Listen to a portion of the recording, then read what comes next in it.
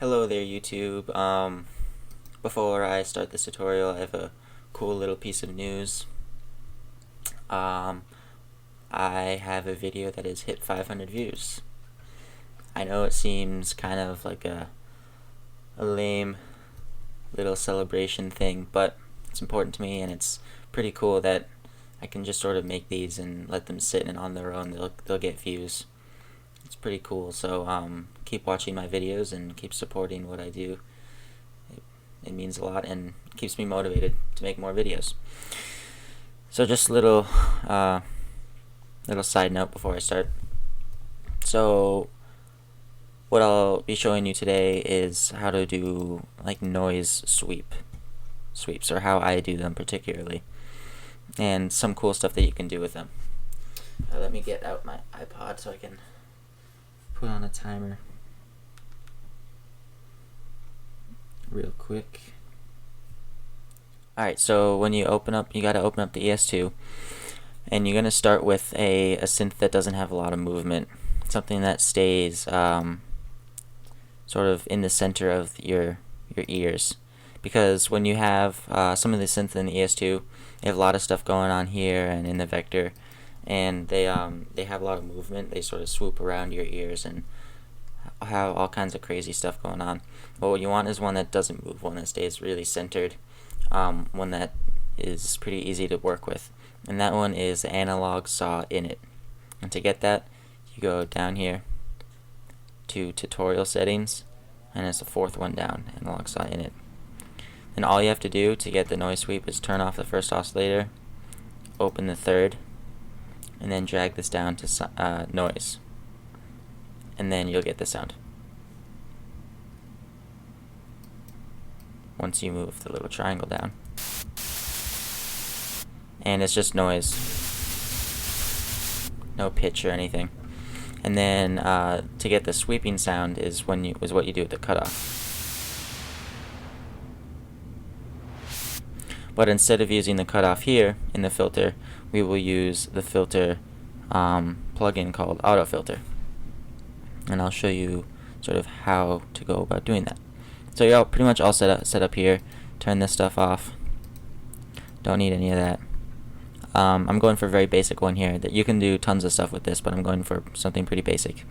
And then what I do is, you hear a little clicky sound at the very beginning sometimes, so I add a little attack. Make it a little bit smoother, and that's what I do there. So you can close out the ES2 now, and then go to your inserts.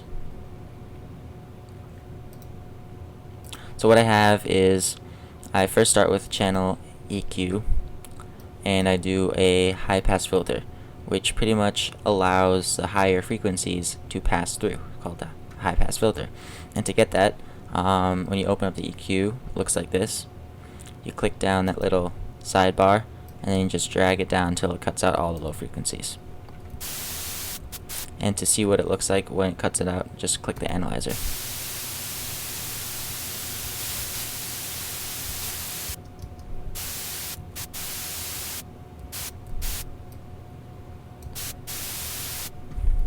Sometimes there's just little unwanted lower frequencies that you would be better off keeping out. So that's what you do with the EQ. Then you open up a little distortion. That's what it sounds like without. Just gives a little bite to it. You can play with the settings however you want. Just gives a little texture, you know, something. It's pretty cool, pretty good. And then I add a little space design. To find that, you go down to reverb, space design, if you don't know. Open that up, and I just look around until I find something that I like. That sounds good. I usually look for something around a little tip. If you look at the side, these aren't just the numbers of the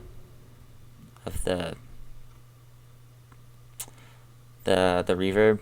It's actually how long it takes to quiet down. So these are like the longest ones. These are shorter, so it's 1.9 seconds, 5.9. I do something around 3.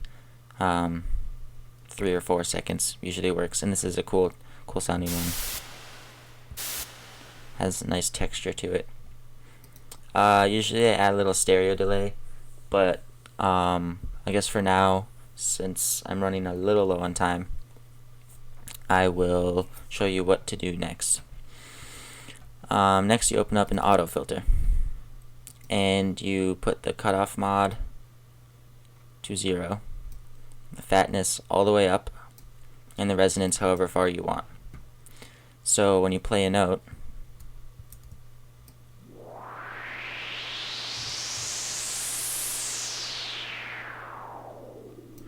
the resonance is pretty much how squeaky it is.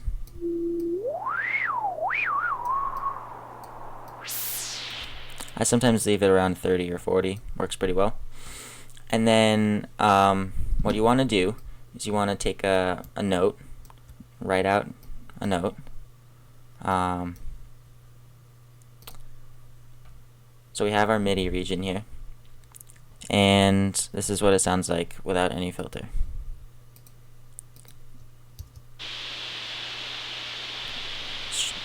Just straight up noise. So what you want to do is you want to go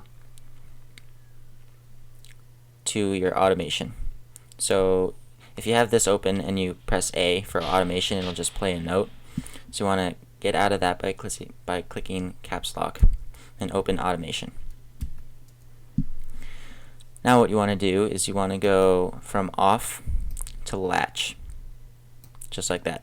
And what that does is it records anything that you change. So I could be going like this, I could be changing the fatness, the resonance, the dry signal, and it'll record it all. But I don't want any of those. All I want to change is the cutoff. So you go to right about where it starts, and then you hold on to the cutoff.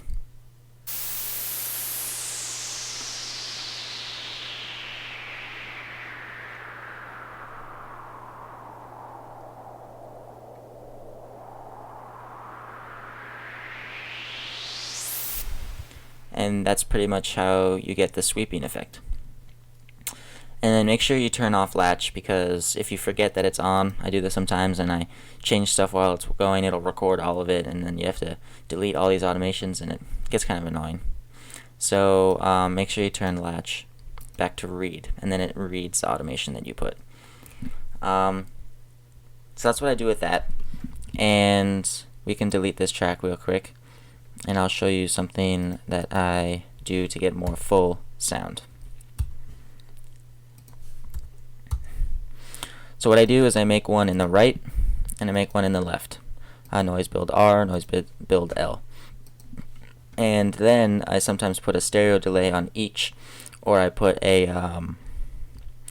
like a little echo on each, or something something sort of give it more space. And I put them all the way to the left and all the way to the right, so you hear it's more full.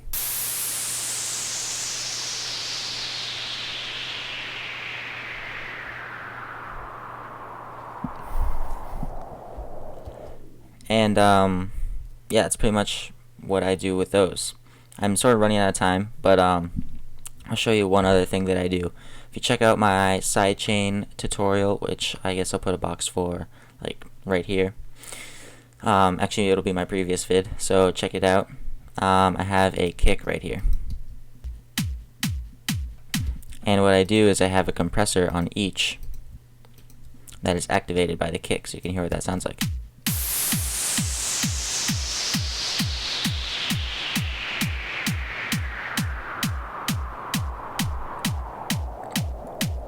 Gives it a really cool effect. Alright, so that's pretty much it. If you have any questions, as always, make sure you comment down below or send me a message. I hope this helps. If you have any questions about anything else in the video, what the song is, like what the whole song sounds like together, I can post it as its own thing, or I can send you to my SoundCloud so you can check it out. But that's pretty much the tutorial, so let me know what you think, and I will be back sometime next week. Thanks.